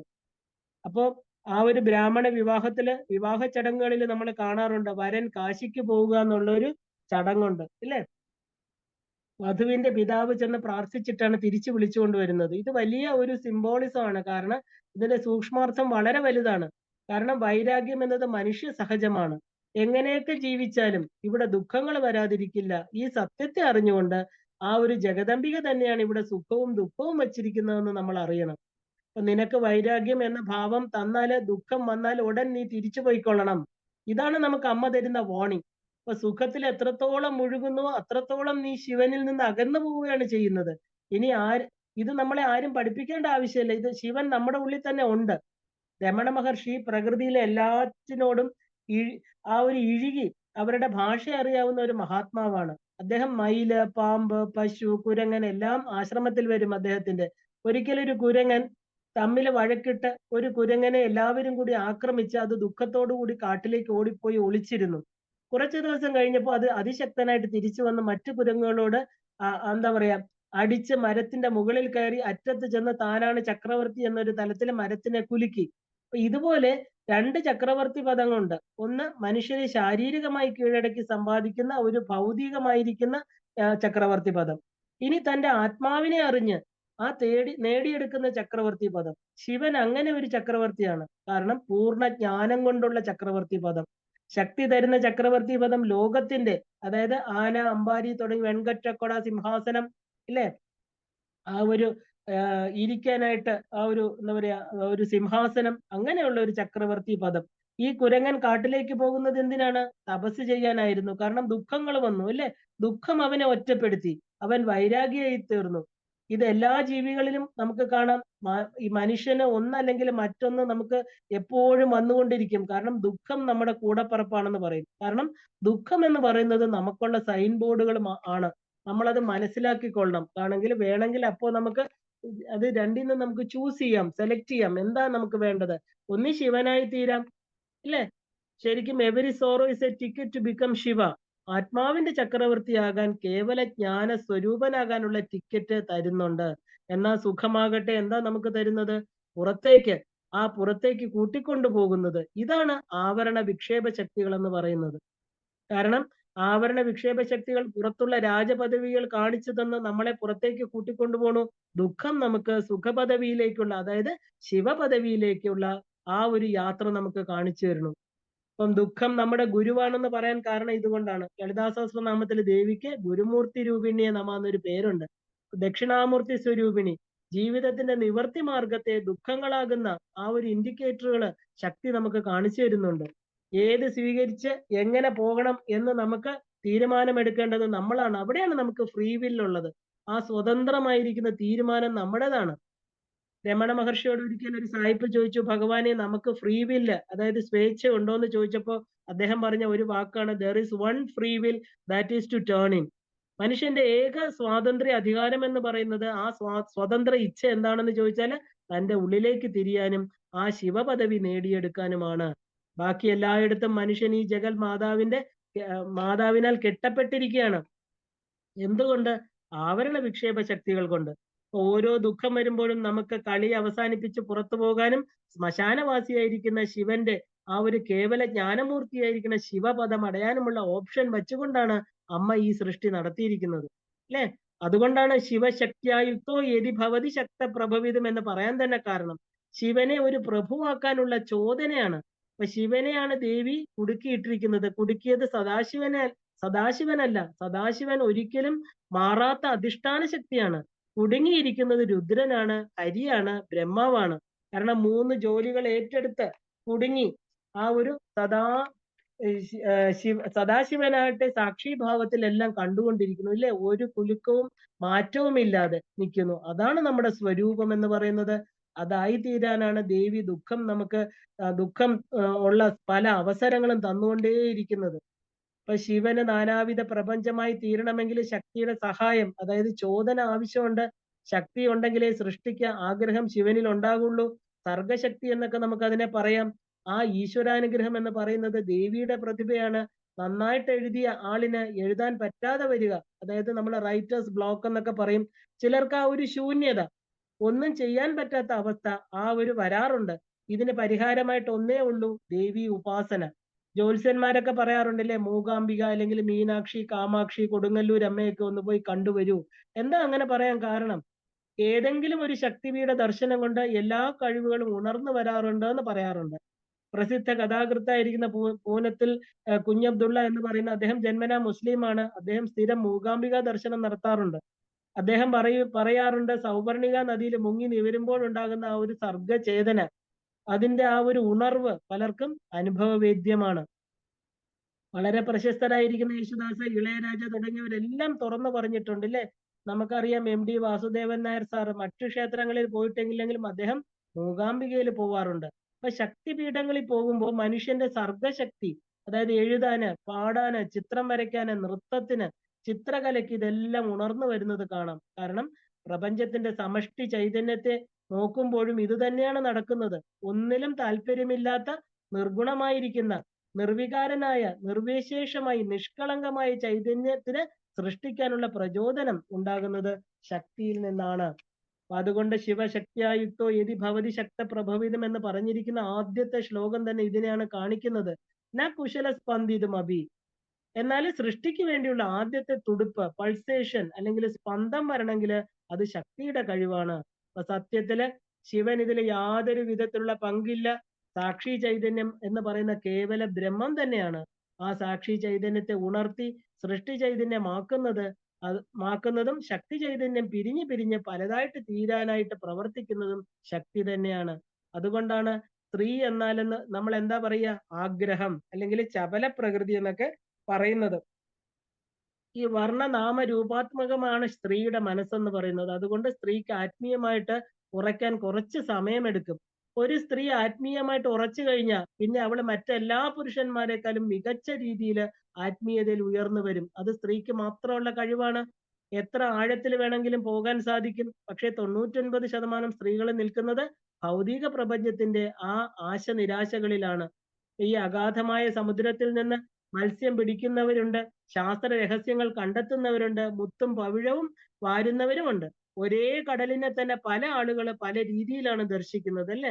അപ്പൊ അതുപോലെ മനുഷ്യന് കിട്ടിയ ആ ദുർലഭമായിരിക്കുന്ന മനുഷ്യ ജന്മത്തെ വെറും ആഗ്രഹപൂർത്തിക്കായിട്ടും ശരീരത്തിന്റെ മിനുക്കുപണികളിൽ മാത്രം നിർത്തുന്ന മനുഷ്യൻ, സ്ത്രീ ആയാലും പുരുഷനായാലും ആത്മീയമായ ഉണർവ് വളരെ പ്രയാസമാണ്. ഒരിക്കൽ ആത്മീയമായിരിക്കുന്ന ആഴത്തിലേക്ക് പോയി കഴിഞ്ഞാൽ ബ്രഹ്മാവ്, വിഷ്ണു, ഹരൻ എല്ലാവർക്കും അവളുടെ അടിമയായിട്ടിരിക്കാനേ സാധിക്കൂ. സ്ത്രീക്ക് അവളുടെ ഉള്ളിലെ ശക്തി ചൈതന്യം ഉണർന്നു കഴിഞ്ഞാൽ പിന്നെ ആ ശക്തിക്കപ്പുറം യാതൊന്നുമില്ല. ശിവൻ പോലും എന്താ പറയാ ഒന്നും ആ ഒരു ചേഷ്ടിക്കാൻ വേണ്ടി ശക്തിയെ ആശ്രയിക്കുന്നു. ഇപ്പൊ പുരുഷനേക്കാൾ സ്ത്രീ ഉയർന്നതാണെങ്കിലും ആഗ്രഹങ്ങളുടെ ആ ഒരു അടിമയായതുകൊണ്ട് പുരുഷന്റെ ഇടിമയായിട്ട് ഇരിക്കരുത്. പുരുഷൻ വേഗം വൈരാഗിയായിട്ട് തീരും. സ്ത്രീ ദുഃഖങ്ങളിൽ നിന്ന് ആ കരുത്താർജിച്ച് വീണ്ടും വീണ്ടും പുറത്തേക്കാണ് സഞ്ചരിക്കുന്നത്, അകത്തേക്കല്ല. അതാണ് അവിടെ വരുന്ന ഒരു പ്രശ്നം. പുരുഷൻ തന്റെ ശിവഭാവം പെട്ടെന്ന് കൈക്കൊള്ളും. അതാണ് ശിവൻ ശക്തി, പുരുഷൻ പ്രകൃതി വ്യത്യാസം.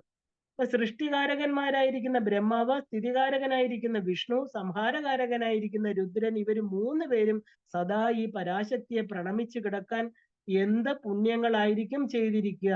ആ പുണ്യഫലങ്ങൾ തന്നെയാണ് അവർക്ക് ദേവി അവർക്ക് ഈ സ്ഥാനം കൊടുത്തതെന്ന് പറയണു ഭഗവത് പാദർ, ഇല്ലേ? അവരുടെ പൂർവ്വജന്മ പുണ്യ സഞ്ചയം തന്നെയാണത്. ആദ്യത്തെ ശിവം എന്നാൽ എന്താ? മംഗളകരം. ഈ ശിവൻ ശക്തിയോട് ചേർന്നില്ലെങ്കിൽ സ്പന്ദിക്കാനോ സൃഷ്ടിക്കാനോ ഉള്ള കഴിവില്ല, ഇല്ലാത്തവനായി തീരുന്നു എന്ന് തുടക്കത്തിൽ തന്നെ പറയുന്നുണ്ട്. അപ്പൊ എന്താ അതിനർത്ഥം? നിഷ്കള പൂർണ്ണ കേവല ബ്രഹ്മമാണ് ശിവൻ. ഇത് ആദ്യം പറഞ്ഞ ശിവൻ. ഇനി ഹരിഹര വിരിഞ്ചാദിബി രബി എന്ന് പറഞ്ഞാൽ എന്താ? ആ പറയുന്നിടത്ത് ഒരു ശിവനെ പറയുന്നുണ്ട്. ഈ ശിവൻ ആരാണെന്ന് ചോദിച്ചാൽ സൃഷ്ടിക്ക് ശേഷമാണ്, അതായത് സംഹാരം.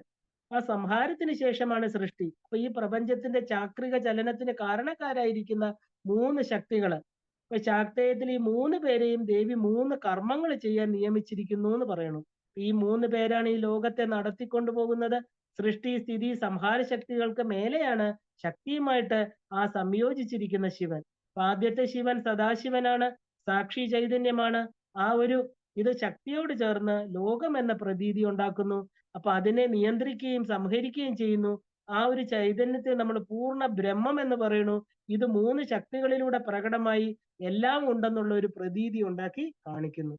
ലളിതാ സഹസ്രനാമം പറയുന്നത് എന്താ? സൃഷ്ടികർत्री ബ്രഹ്മരൂപ, ഗോപ്ത്രി ഗോവിന്ദ രൂപിണി, സംഹാരിണി രുദ്രരൂപ, തിരോധാനകരി ഈശ്വരി, സദാശിവ അനുഗ്രഹത, പഞ്ചകൃത്യ പരായണ. മുഴുവൻ 5 കൃത്യങ്ങളും ഇതിൽ പറയുന്നുണ്ട് അല്ലെ? ഗോപ്ത്രി എന്ന് പറഞ്ഞാൽ ലോകത്തെ പൊതിഞ്ഞു സൂക്ഷിക്കുന്നവൾ, സൃഷ്ടിയെ മറയ്ക്കുന്നവൾ. അവസാനം അനുഗ്രഹത. അനുഗ്രഹം എന്താണ്? നമ്മളൊരു പരീക്ഷയ്ക്ക് പോകുമ്പോൾ ഈശ്വരനോട് അനുഗ്രഹം വാങ്ങാൻ പറയാറുണ്ട് ഇല്ലേ? അച്ഛനമ്മമാര് പറയും പോയി നന്നായി എഴുതിയിട്ട് വരൂ. എന്നാൽ ഈശ്വരന്റെ അനുഗ്രഹ ശക്തി എന്നാൽ എന്താ? പഠിച്ച് നമ്മുടെ ഉള്ളിൽ മറഞ്ഞിരിക്കുന്നതൊക്കെ യഥാസമയത്ത് പുറത്തു കൊണ്ടുവരുന്നത്. ആ യഥാവിധി നടത്തുന്നതിനെയാണ് നമ്മൾ അനുഗ്രഹ ശക്തി. അത് പുറത്തുനിന്ന് വരേണ്ടതല്ല, അകത്തിരിക്കുന്ന ഈശ്വരൻ നമുക്ക് തരേണ്ടതാണ്. ഇത് ഏത് മതത്തിലും ഉണ്ട് ഇല്ലേ? നിങ്ങളോട് സംസാരിക്കുന്നത് എന്നിലെ അനുഗ്രഹ ശക്തിയാണിത്. കാരണം ബീജരൂപത്തില് എന്റെ ഉള്ളിലുള്ള എല്ലാറ്റിനെയും വഹിക്കുന്ന ശക്തി ശിവനോട് ചേർന്ന് വീണ്ടും പ്രപഞ്ച പ്രതീതിയെ ഉണ്ടാക്കിക്കൊണ്ടിരിക്കുന്നു.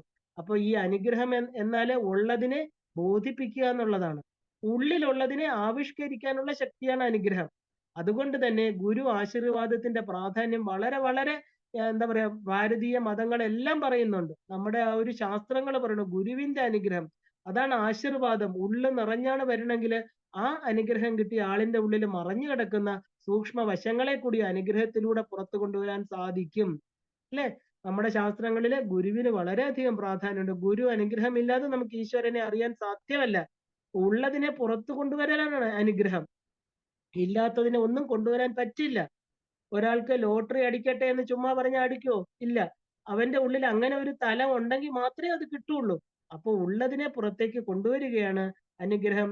അപ്പോ സൃഷ്ടി ബീജങ്ങളെ എല്ലാം തന്നെ സംഹാരകാലത്ത് തന്റെ ഉള്ളിൽ സൂക്ഷിക്കുന്ന ശക്തി തിരോധാനകരി ഈശ്വരി എന്ന് പറയണു അല്ലെ? അപ്പൊ ആ ഒരു കണ്ണിൽ നിന്ന് പ്രപഞ്ചത്തിൽ നിന്ന് മറയ്ക്കണു. എന്നിട്ട് വീണ്ടും അടുത്ത കൽപ്പത്തിൽ സദാശിവനോട് പറയുകയാണ് എന്റെ കൂടെ പുറപ്പെട്ടോളൂ എന്ന്. അപ്പൊ അങ്ങനെ ഉള്ളില് ഒരു ഉള്ളിലുള്ളതിനെ എല്ലാം തന്നെ പുറത്ത് കാണിക്കാൻ ദേവിക്ക് മാത്രം ഈ ഒരു പ്രകടീകരിക്കുന്ന അഥവാ മൂർത്തി മദ്ഭാവമാകുന്ന നാമരൂപങ്ങളെ കൊടുക്കുന്ന ആ ഒരു ശക്തിയാണ് നമ്മൾ അനുഗ്രഹ ശക്തി, അല്ലെങ്കിൽ രാജരാജേശ്വരി, പ്രപഞ്ച സ്വരൂപിണി, ലളിതാംബിക എന്നൊക്കെ നമ്മൾ പറയുന്നത്. എല്ലാം അമ്മയുടെ ഉള്ളിലുണ്ട്. അമ്മ അത് പുറത്ത് കാണിക്കാറില്ല, ആവശ്യം വരുമ്പോൾ അതിനെ പ്രകടിപ്പിക്കും ഇല്ലേ? അപ്പൊ ഗുരു അനുഗ്രഹമാകുന്ന ശബ്ദം ശിഷ്യന്റെ ഉള്ളിലുള്ള മുഴുവൻ പൊട്ടൻഷ്യലും പുറത്തു കൊണ്ടുവരികയാണ് ചെയ്യുന്നത്. നമ്മുടെ ഉള്ളിലുള്ള പൂർണ്ണ പ്രഭാവത്തെ പുറത്തേക്ക് കൊണ്ടുവരുന്ന ശക്തിയുടെ പേരാണ് അനുഗ്രഹം. ആ മൂർത്തിയാണ് സദാശിവൻ.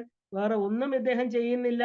സൃഷ്ടി സ്ഥിതി സംഹാരം തിരോധാനം ഒന്നും ചെയ്യാതെ ശക്തി പ്രേരിപ്പിച്ചാൽ അനുഗ്രഹം മാത്രം ചെയ്യുന്ന ആളിനെയാണ് നമ്മളെ സദാശിവൻ. അതുകൊണ്ടാണ് സദാശിവനാകുന്ന പലകയില് ദേവി ഇരിക്കുന്നത്. അതുകൊണ്ടാണ് ശിവനെ നമ്മൾ മംഗളസ്വരൂപൻ എന്ന് വിളിക്കുന്നത്. ഈ മംഗളമായ അനുഗ്രഹം തരുന്ന ആളായതുകൊണ്ട് ആ ഒരു പ്രപഞ്ചത്തെ നല്ല രീതിയിൽ ആവിർഭവിപ്പിക്കുന്നത് കൊണ്ട്, പുറത്തേക്ക് കൊണ്ടുവരുന്നത് കൊണ്ട്, അനുഗ്രഹം തരുന്നത് കൊണ്ട് മംഗളസ്വരൂപനായി ഭഗവാൻ ഇരിക്കണു. എന്നാ ഇതിന് പോലും ആര് വേണം? ഇതിനു പോലും ശക്തി ചേർന്നെങ്കിൽ മാത്രമേ സാധ്യമാകൂ. ആദ്യത്തെ ശ്ലോകത്തിൽ തന്നെ ശക്തിയുടെ പ്രാധാന്യം വളരെ ഭംഗിയായിട്ട് ഭഗവത്പാദര് പറയുന്നുണ്ട്. ഇല്ലെങ്കിൽ ഒരു ചേഷ്ടയ്ക്കും താല്പര്യമില്ലാത്ത ശവം പോലെ കിടക്കും ശിവൻ എന്ന് പറയണു. ഹരനും ആ ഒരു എന്താ പറയാ ഏകാദശ രുദ്രന്മാർക്കും ഒക്കെ അപ്പുറത്താണ് സദാശിവൻ എന്ന് പറയുന്ന ശക്തി. നിശ്ചലമായ തടാകത്തിൽ ഒരു കല്ലെറിയുമ്പോൾ ഓളങ്ങൾ ഉണ്ടാകുന്ന പോലെ ആ നിശ്ചല ശിവനിലെ ശക്തി അനക്കം സൃഷ്ടിക്കുന്നു. ഈ പ്രകടനമാണ് നാം മനുഷ്യരായിട്ടും മൃഗങ്ങളായിട്ടും പക്ഷികളായിട്ടും ഒക്കെ ഈ പ്രപഞ്ചത്തില് കാണപ്പെടുന്നത്. അനുഭവങ്ങളെല്ലാം ഇതിന്റെ ആ ഒരു പ്രതിഫലനം തന്നെയാണ്. ഇവിടെ രണ്ട് വഴികളാണുള്ളത്. ഒന്നുകിൽ നമുക്ക് അനന്തകാലത്തേക്ക് ജനിച്ചും മരിച്ചും ഇവിടെ തുടർന്നുകൊണ്ടേയിരിക്കാം, അല്ലെങ്കിൽ ഒരു ദുഃഖ അനുഭവത്തിൽ നിന്ന്, അതായത് ഒരു വിരക്തി അനുഭവത്തിൽ നിന്ന് അപ്പോൾ തന്നെ സദാ ശിവത്വത്തിലേക്ക് നമുക്ക് മാറാനും സാധിക്കും. അപ്പൊ തിരിച്ചുപോക്കിന് പരാവൃത്തി എന്നാണ് പറയുന്നത്, ടേണിംഗ് ഇൻ. വേണമെങ്കിൽ അത് നമുക്ക് സാധിക്കും, ഇല്ലെങ്കിൽ നമുക്ക് പുറത്തേക്ക് തന്നെ വീണ്ടും പോകാം. ഈ ജന്മത്തില് സ്വതന്ത്ര ഇച്ഛ അഥവാ ഫ്രീ വില്ലുള്ളത് ഈ ഒരൊറ്റ കാര്യത്തിൽ മാത്രമാണ്. അകത്തേക്ക് പോയി നമ്മുടെ ശാശ്വതമായ സത്യത്തെ അറിയാം, അല്ലെ? വൺ വിത്ത് ദ റിയാലിറ്റി, സദാശിവനായിട്ട് മാറാം. ബാക്കിയെല്ലാം ശക്തിയുടെ അധീനമാണ്, കാരണം ബൗണ്ട് വിത്ത് ദ ശക്തി. അപ്പൊ ശക്തി കളിപ്പിക്കുന്ന പാവകളായിട്ടിരിക്കാം, അല്ലെ? ശ്രീരാമകൃഷ്ണ ദേവൻ ഉള്ളുരുക്കി പറയും, അമ്മ അവിടുന്ന് പാവകളിക്കാരൻ, ഞാന് പാവ, നീ യന്ത്രി, ഞാൻ യന്ത്രം. ശക്തി സ്വരൂപിണിയായിരിക്കുന്ന ദേവി നമ്മളെ എല്ലാവരെയും കൊണ്ട് പാവക്കൂത്ത് നടത്തുന്നു. ഇപ്പൊ ഇന്ത്യൻ, പാകിസ്ഥാൻ, അമേരിക്കൻ പ്രസിഡന്റുമാരെ കൊണ്ടും താഴേക്കിടയിലുള്ള നമ്മളെ പോലുള്ള സാധാരണക്കാരെ കൊണ്ടും പാവകളി നടത്തി അമ്മ എല്ലാ ജീവജാലങ്ങളെയും അതത് ചേഷ്ടകളിൽ ഏർപ്പെടുത്തി എല്ലാം സത്യമാണെന്ന് തോന്നിച്ച് ആ ഒരു പ്രപഞ്ച നാടകത്തിന്റെ സംവിധായകയായിരിക്കുന്ന അമ്മ ആരാണ്? നമ്മുടെ സാക്ഷാൽ പരാശക്തി തന്നെയാണ്. അതുകൊണ്ട് ആര് ഈ ലോകത്തേക്ക് വന്നാലും ദുഃഖം ഉറപ്പാണ്. ആ ദുഃഖത്തെ എങ്ങനെ അതിജീവിച്ച് കരകയറുവാൻ എന്ന് മനുഷ്യൻ ചിന്തിച്ചു തുടങ്ങും. അപ്പോൾ നമ്മൾ എന്താ വേണ്ടത്? അമ്മ മതിയായി എന്ന്, എന്നെ കരകയറ്റു എന്ന് ആ ഒരു ഹൃദയം പൊട്ടി നിലവിളിക്കും. എപ്പോഴാ ഇത് സംഭവിക്കുക? രോഗം കൊണ്ട് ശരീരം വേദന അനുഭവിക്കുമ്പോൾ മറ്റുള്ള ബന്ധുക്കള്, ഭർത്താവ്, ഭാര്യ, മക്കള്, ഇല്ലേ, ഹൃദയം നുറങ്ങുന്ന ദുഃഖങ്ങൾ നമുക്ക് തരുമ്പോ ഇതൊക്കെ കണ്ട് അമ്മ എന്ന് ഉള്ളിൽ നിന്ന് കരയുന്ന ഒരു വ്യക്തി തനിക്ക് കിട്ടിയ കളിപ്പാട്ടങ്ങളൊക്കെ മാറ്റിവെച്ച് ആ പാദത്തിൽ കെട്ടിപ്പിടിക്കുമ്പോൾ അമ്മ തന്റെ വാത്സല്യ കരങ്ങൾ കൊണ്ട് അവന്റെ തലയിൽ തലോടും, ഉറപ്പാണ്. രാമകൃഷ്ണ പരമഹംസര് പറയും, അടുക്കളയിൽ തിരക്കിട്ട് പണിയുന്ന അമ്മ കരയുന്ന കുട്ടിക്ക് ഒരു കളിപ്പാട്ടം കൊടുക്കും. അത് വെച്ച് കളിച്ച് കുറെ സമയം കരയാതിരിക്കും കുട്ടി. വീണ്ടും അത് മടുക്കുമ്പോൾ വീണ്ടും കരയും. അടുത്ത കളിപ്പാട്ടം കൊടുക്കും. ഭൗതിക സുഖങ്ങളെല്ലാം മാറി മാറി കൊടുക്കുന്നു അമ്മ. എല്ലാം മടുക്കുന്ന ഒരു കുട്ടി, അല്ലെ? ഏത് കളിപ്പാട്ടം കൊടുത്താലും തനിക്കത് വേണ്ട എന്ന് പറയണമെങ്കിൽ കുറച്ച് സമയമെടുക്കും, അത് കളിക്കണം, ഇല്ലേ? ആ സമയം വരുമ്പോ ആ സമയത്ത് ഹൃദയം പൊട്ടിയുള്ള ഒരു വിളിയാണ്. ആ ഒരു വിളി, ഈ ഭൂമിയിൽ എല്ലാവരും എന്നെ ചതിച്ചു, വിശ്വസിക്കുന്നവർ ഉപേക്ഷിച്ചു, ബലമെന്ന് കരുതിയതൊക്കെ എന്നെ വിട്ടുപോയി, പിന്നെ ഇവിടെ നിൽക്കക്കള്ളി ഇല്ലാതെ ഒരു ശരണാഗതിയാണ് ആ ജീവൻ ചെയ്യുന്നത്.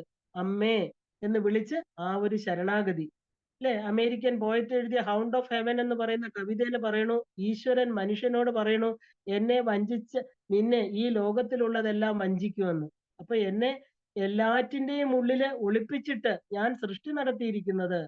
അപ്പൊ ഓരോരുത്തരുടെയും ഉള്ളിലിരുന്ന് ഞാൻ എല്ലാം കാണുന്നുണ്ടെന്ന് പറയുകയാണ്. ശരിക്കും പറഞ്ഞാല് ഫ്രാൻസിസ് തോംസൺ എന്ന അമേരിക്കൻ പോയറ്റ്, അദ്ദേഹത്തിന്റെ ആ ഒരു എന്താ പറയാ പരമഹംസ യോഗാനന്ദൻ, ബയോഗ്രഫി ഓഫ് എ യോഗി എന്നുള്ള അതില് ഇത് കോട്ട് ചെയ്തിട്ടുണ്ട്. അപ്പൊ എന്നെ എല്ലാറ്റിന്റെയും ഉള്ളിൽ ഒളിപ്പിച്ചു വെച്ചിട്ടാണ് ഞാൻ സൃഷ്ടി നടത്തിയിരിക്കുന്നതെന്ന് അമ്മയ്ക്ക് തന്നെ അറിയാം, അല്ലെ? ഓരോരുത്തരുടെയും ഉള്ളിലിരുന്ന് ഞാൻ എല്ലാം കാണുന്നുണ്ട്. എന്തിലൊക്കെ? ഈ പ്രപഞ്ചത്തിന്റെ ഇഷ്ടം തോന്നിയാലും ആ വസ്തുവിന് നാശമുണ്ടാകുന്നു നമ്മൾ അറിയണം. അതാണ് ഹരൻ ചെയ്യുന്നത്. സദാശിവനിലേക്ക് വ്യക്തിയെ തിരിക്കാൻ ഏറ്റവും കൂടുതൽ സഹായിക്കുന്നത് ഹരനാണ്, സംഹാരം. നമ്മുടെ ഏറ്റവും പ്രിയപ്പെട്ട ആളിന്റെ മരണം, പ്രിയപ്പെട്ടവരുടെ ദുഃഖം, നമ്മൾ പ്രഷ്യസ് എന്ന് കരുതിയ വസ്തുവിന്റെ നഷ്ടം, നമുക്ക് വരുന്ന കോട്ടങ്ങള് എല്ലാം തന്നെ നമ്മളെ സദാശിവനിലേക്ക് തിരിക്കും. ഈ പ്രപഞ്ചത്തിലെല്ലാം നശിപ്പിക്കുക എന്ന ശക്തി ഉള്ളത് കൊണ്ടാണ് ആത്മീയതയ്ക്ക് ഇന്നും ഇത്രയും വിലയുള്ളത്. കാരണം ഈ ഭൂമിയിൽ ശാശ്വതമായ ഒന്നും നമുക്ക് കാണാൻ സാധ്യമല്ല. തന്റെ ഉള്ളിൽ വിലയുള്ളത് എന്തെങ്കിലും ഉണ്ടോ എന്ന് തിരയുന്ന മനുഷ്യൻ, അല്ലെ? ആ ഒരു ആ കാരണം അമേരിക്കയിൽ നമ്മൾ കണ്ടിട്ടുണ്ട് ഏറ്റവും ശക്തമായിരിക്കുന്ന ആ ഒരു ട്വിൻ ടവേഴ്സ് വളരെ പ്രസിദ്ധമായിരുന്നില്ലേ? അതുപോലും ഭീകരര് തകർത്ത് തരിപ്പണമാക്കി. അപ്പൊ നമ്മൾ ആ ശക്തി ഉണ്ടെന്ന് കരുതുന്ന എല്ലാറ്റിനെയും ഈ പ്രപഞ്ച ശക്തിയാകുന്ന ആ ഒരു പ്രപഞ്ച ശക്തി തല്ലി തരിപ്പണമാക്കുന്ന കാഴ്ച മനുഷ്യർക്ക് നേരിട്ട് കണ്ട് അനുഭവിക്കാൻ സാധ്യമാണ്. ഇവിടെ ശാശ്വതം എന്നുള്ള ഒരു അവസ്ഥ ഒന്നിനുമില്ല. അപ്പൊ ശാശ്വതമായ അവസ്ഥയ്ക്കുള്ള ഒരു ഉൾവിളി തരുന്നത് എന്താണ്? സംഹാരകാരകനായിരിക്കുന്ന രുദ്രനാണ്. രുദ്രന്മാരെന്ന് പറഞ്ഞാൽ എന്താ? കരയിപ്പിക്കുന്നവൻ എന്നാണ് അർത്ഥം. അപ്പൊ ദുഃഖങ്ങൾ നമ്മളെ കരയിപ്പിക്കും ഇല്ലേ? അതിന്റെ പിന്നാലെ നമുക്ക് ചിന്ത ഉണ്ടാവുകയും ചെയ്യും. ആ ചിന്ത ശാശ്വതമായിരിക്കുന്ന സത്യത്തെ അന്വേഷിക്കുന്നതായിരിക്കും. ശാശ്വതമായത് സദാശിവൻ മാത്രാണ്. സദാശിവനിലേക്കും മനുഷ്യരെ കൊണ്ടുപോവുക എന്നതാണ് ശക്തിയുടെ ജോലി. എങ്ങനെയാണ് ഒരു ഗുരു ശിഷ്യന്മാരുടെ ഉള്ളിൽ നിന്ന് ഈ ആത്മതത്വത്തെ ഉണർത്തുന്നതെന്ന് ചോദിച്ചാല്, ആരുടെ ഉള്ളിലും ഉറങ്ങിക്കിടക്കുന്ന ശക്തിയെ ഉണർത്തിക്കൊണ്ടാണ്. ആ ഒരു ക്യാൻസർ ബാധിച്ചു കിടന്ന രാമകൃഷ്ണ പരമഹംസര് തന്റെ ശിഷ്യന്റെ കയ്യിൽ പിടിച്ചുകൊണ്ട് എഴുന്നേറ്റ് നിന്ന് ഓരോരുത്തരുടെയും നെഞ്ചിൽ തട്ടി പറഞ്ഞു അത്രേ, ജാഗോ ജാഗോ, ഉണരൂ ഉണരൂ. ഉപനിഷത്ത് വാക്യമാണിത്. ജാഗ്രത എന്ന് പറഞ്ഞാൽ എന്താ? ഉണരൂ, ശക്തിയെ ഉണർത്തൂ, ആ ഒരു വേദജ്ഞാനം ഉണ്ടാകൂ, ആ ശുദ്ധമായിരിക്കുന്ന ചിത് ശക്തി, ആ ചിദ്രൂപിണിയെ ഉണർത്തൂ എന്നാ പറഞ്ഞത്. അപ്പോ സദാശിവനിൽ നിന്ന് എല്ലാം എടുത്ത് ഈ ലോകത്തെ സൃഷ്ടിച്ച് കളിക്കുന്നതും ശക്തി തന്നെയാണ്. ഇത് ഈ പ്രപഞ്ചം എന്ന് പറയുന്ന പഞ്ചീകരണത്തിലൂടെ ഉണ്ടായ പ്രഹേളികയാണ്. ഈ ശക്തി പഞ്ചഭൂതങ്ങളുടെയും നാഥനായിരിക്കുന്ന ശിവനാണ്. അതുകൊണ്ട് തന്നെ അദ്ദേഹത്തിന് ഭൂതനാഥൻ എന്ന് പറയുന്നത് നമ്മള് ആ പഞ്ചഭൂതങ്ങളും സദാശിവന്റെ കയ്യിലെ കളിപ്പാവുകൾ തന്നെയാണ്. കാരണം ശരിക്കും കാണണമെങ്കിൽ ശിവന്റെ പഞ്ചഭൂത ക്ഷേത്രങ്ങളിൽ പ്രശസ്തമായിരിക്കുന്ന ചിദംബരത്ത് പോണം. ചിദംബര നടനം കണ്ടാൽ നമുക്കത് മനസ്സിലാവും. കാരണം കയ്യില് എന്താ പറയാ ശബ്ദം, ഉടുക്ക് വെച്ച് അഗ്നി, തേജസ്, അപ്പ, വായു, ജലം എല്ലാറ്റിനെയും വെച്ച് അമ്മാനമാടിക്കൊണ്ടിരിക്കുന്ന, വട്ടത്തിൽ കറങ്ങിക്കൊണ്ടിരിക്കുന്ന ആ നടരാജ രൂപം. പഞ്ചകൃത്യങ്ങളായിരിക്കുന്ന സൃഷ്ടി, സ്ഥിതി, സംഹാര, തിരോധാന അനുഗ്രഹങ്ങളാണ് ആ ചെയ്യുന്നത്. സാക്ഷാൽ സാക്ഷി ചൈതന്യമായിരിക്കുന്ന ശിവൻ ആ ഒരു നടരാജമൂർത്തിയായിട്ട് ചെയ്യുന്നത് ഈ പ്രപഞ്ചത്തിന്റെ താളമാണ്. അങ്ങനെയാണ് ഈ പ്രപഞ്ചത്തിന് ഒരു റിതം ഉണ്ടാകുന്നത്. അങ്ങനെ പ്രപഞ്ച ബോധത്തെ മുഴുവനും ഇല്ലാതാക്കിയിട്ട് തന്റെ ആ സദാശിവ തത്വത്തിലേക്ക് എല്ലാവരെയും ആകർഷിക്കലാണ് ഗുരുരൂപിണിയായിരിക്കുന്ന ദക്ഷിണാമൂർത്തി സ്വരൂപിണിയായ പരാശക്തിയും ചെയ്യുന്നത്. ഇപ്പൊ ഗുരുമൂർത്തിയായി ഇരുന്ന് ഇതൊന്നും ശാശ്വതമല്ല, ഉള്ളിലേക്ക് തിരിയൂ, ദുഃഖങ്ങൾ തരുന്നത് അമ്മ തന്നെയാണ്, നമ്മളിത് വളരെയധികം താല്പര്യത്തോടെ സൃഷ്ടിക്ക് സദാശിവന് പ്രേരണ കൊടുക്കുകയും ചെയ്യുന്നത് അമ്മയാണ്. ഈ പ്രഹേളികയായിരിക്കുന്നത് മന്ത്രശാസ്ത്രത്തിലൂടെ അറിയുന്നതാണ് ഈ സൗന്ദര്യ ലഹരിയുടെ ഉദ്ദേശം തന്നെ. ഇപ്പൊ വാക്കുകൊണ്ട് മനസ്സിലാക്കാൻ പറ്റാത്ത ശിവശക്തികളാണ്. 1000 ലക്ഷം കോടി ശ്ലോകങ്ങൾ എഴുതിയാലും ഈ ശിവശക്തി തത്വത്തെ അറിയാൻ സാധിക്കുകയില്ല. എന്തൊക്കെ പഠിച്ചാലും സത്യത്തിലേക്ക് വിരൽ ചൂണ്ടുന്ന ചെറിയ ചിന്തകളായിട്ട് അത് അവശേഷിക്കുകയും ചെയ്യും. അപ്പൊ ഈ കേൾവിയിൽ നിന്ന് ഉയർന്ന് നിത്യ ഉപാസന ചെയ്ത് ഈശ്വരനോട് നമുക്ക് പ്രേമം വരണം. ഈശ്വര പ്രേമം വന്നില്ലെങ്കിൽ എന്ത് കഴിച്ചാലും ദഹിക്കാത്ത ആ ഒരു അജീർണ രോഗിയെ പോലെ നമ്മൾ ആ അവസ്ഥയിലായിരിക്കും. പറയുന്ന വാക്കിൽ ജീവിക്കുന്നവരെ അല്ല 99% ആളുകൾ അല്ലെ. ആ പറയുന്ന വാക്കിൽ ജീവിച്ചാൽ അവർ ഈശ്വരന് തുല്യരാകും. അവരെ നമുക്ക് നമസ്കരിക്കാം. അങ്ങനെയുള്ളവർ വളരെ വിരളമാണ് ഈ ഭൂമിയിൽ. മനുഷ്യരിൽ ദുർലഭമായിട്ടുള്ള ആ ഒരു എന്താ പറയാ റയറസ്റ്റ് സ്പീഷീസ് എന്ന് പറയുന്നത് വാക്കിൽ ഉറച്ചു നിൽക്കുന്നവരെയാണ്. ഈ പരമേശ്വരിയെ പറയുന്ന രീതിയിൽ ഉപാസിച്ച് ഉള്ളിൽ സാക്ഷാത്കരിക്കണം. അപ്പൊ അറിവ് അനുഭവമാക്കിയില്ലെങ്കിൽ അറിവ് ഭാരമാണ് അല്ലെ. പൂവിന് സുഗന്ധം ഒരിക്കലും ഭാരമല്ല, അലങ്കാരമാണ്. ഒരു പൂവ് പോലെ നിർമ്മലമായിട്ടുള്ള മനസ്സ്, സദ്ഗുണങ്ങളുടെ സുഗന്ധം, സത്യം നമ്മുടെ സഹജഭാവമായിരിക്കണം. ആ നമ്മുടെ ഉണ്മയുടെ, അതായത് എക്സിസ്റ്റൻസിന്റെ യഥാർത്ഥ നാമമാണ് സത്യം എന്ന് പറയുന്നത്. ആത്മാവിന്റെ പേരാണ് സത്യം, ഈശ്വരന്റെ പര്യായമാണ് സത്യം. അത് ജീവിച്ച് കാണിച്ചില്ലെങ്കിൽ ഈ പറയുന്നത് ഒന്നിനും യാതൊരു പ്രസക്തിയും ഉണ്ടാവില്ല. കാരണം ഇന്ന് നമ്മള് എല്ലാവരും കാണുന്ന എന്താ? ആ ഒരു ഹിപ്പോക്രസി ഇല്ലേ? ആ സ്വന്തം മുഖത്തെ മറച്ചുകൊണ്ട് സത്യത്തിന്റെ കപട വേഷം ധരിച്ചവരാണ് നമ്മൾ ഇന്ന് കാണുന്നത്. നമ്മളെ മാത്രമല്ല പ്രപഞ്ചത്തിനെയും വഞ്ചിക്കുകയാണ് അതിലൂടെ ചെയ്യുന്നത്. മഹാത്മാക്കൾക്ക് വാക്കുകൾ ഉപയോഗിച്ചാൽ മാത്രമേ നമ്മളോട് ആ ഒരു കമ്മ്യൂണിക്കേറ്റ് ചെയ്യാൻ സാധ്യമുള്ളൂ. പക്ഷെ അവർക്ക് പലതരത്തിലുള്ള സംവേദനം സാധ്യമാണ്. എവിടെ ഒരു ജീവൻ നിഷ്കളങ്കമായിട്ട് വേദനിച്ച് കേഴുന്നു, അത് തിരിച്ചറിയാനുള്ള ശക്തി ഈശ്വരനാണ് അല്ലെ. ഈശ്വരൻ തന്നെയാണ് മഹാത്മാക്കളിലൂടെ, ഗുരുവിലൂടെ ആ ദുഃഖ പരിഹാരത്തിനുള്ള കാരുണ്യമായിട്ട് ഒഴുകിയെത്തുന്നത്. ഇത് നമ്മൾ അറിയണം. ഇതിന് ഉപോദ്ബലകമായിട്ട് ഒരു കഥ കൂടെ നമുക്ക് നോക്കാം. ആ ഒരു ആർതർ ഓഷോൺ എന്ന് പറയുന്ന ഒരു ഇംഗ്ലീഷുകാരൻ ജപ്പാനിലെ ഭാഷ പഠിക്കുന്ന ജോലി ചെയ്തുകൊണ്ടിരിക്കുകയായിരുന്നു. ആ കാലഘട്ടത്തിലാണ് ലോകമഹായുദ്ധം ഉണ്ടായത്. ആ സമയത്ത് വിദേശിയായതുകൊണ്ട് ഇദ്ദേഹത്തെ ജയിലിൽ അടച്ചു. അതുകൊണ്ട് ആർതർ ഓസ്ബോൺ വളരെ നിരാശനായി. തന്റെ പ്രിയപ്പെട്ട ഭാര്യയെയും 2 കൊച്ചു മക്കളെയും കാണാൻ സാധിക്കാതെ വളരെയധികം വിഷമിച്ചു. ആ സമയത്ത് ഇദ്ദേഹത്തിന് ജയിലിൽ വെച്ച് ഭഗവാൻ രമണ മഹർഷിയെ പറ്റിയുള്ള ഒരു പുസ്തകം കിട്ടി. കാരണം ഹംഫ്രീസ് എന്ന സായിപ്പ് എഴുതിയ പുസ്തകമാണെന്ന് തോന്നുന്നു. എന്തായാലും അത് വായിച്ചപ്പോൾ തന്റെ ദുഃഖത്തിനിടയിലും എന്തെന്നില്ലാത്ത ഒരു മനഃശാന്തി അദ്ദേഹത്തിന് കിട്ടി. രമണ ഭഗവാനെ കുറിച്ച് വായിച്ചപ്പോൾ, അതായത് ഒരു സൈലൻസിലൂടെ ആ ഒരു ഇന്നർ പീസ് അദ്ദേഹത്തിന് കിട്ടി. അദ്ദേഹത്തിന് തന്റെ ജയിലില് തന്നെ താൻ ജയിലിൽ നിന്ന് വിമോചിതനാകാൻ എപ്പോൾ സാധിക്കുമെന്നറിയില്ല.